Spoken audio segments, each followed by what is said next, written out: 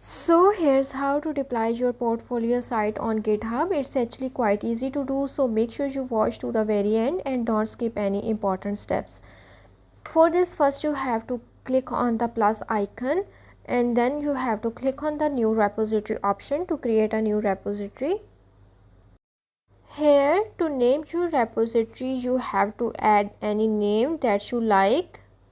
After adding your repository name, now you have to select the security to public and then scroll down and click on the create a new repository option.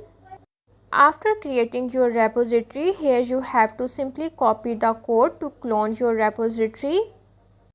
You have to work on your portfolio site's code before deploying it.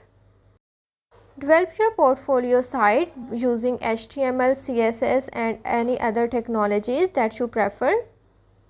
You can also use a static site generator like Hugo and other tools. Now to clone your newly created repository, you have to go to your file manager and here you have to create a new folder. After creating your file folder, you have to simply copy the path of your folder. Now open the command and here you have to simply paste the address for your folder and then hit on the enter. Now here you have to type in git space clone space the address of your repository. Copy your repository address from here. Now you have to go back and paste this URL here. After that, again hit on the enter. Then to upload your site file, you have to click on the upload a new file or existing file option.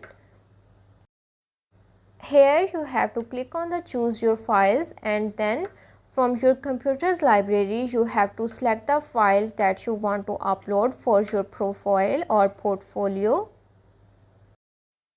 After uploading your file, click on the commit changes option.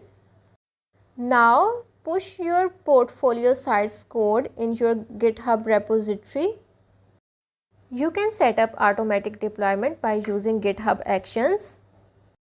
Once the deployment is complete, now here you have to open a new tab and then you have to simply paste your URL here.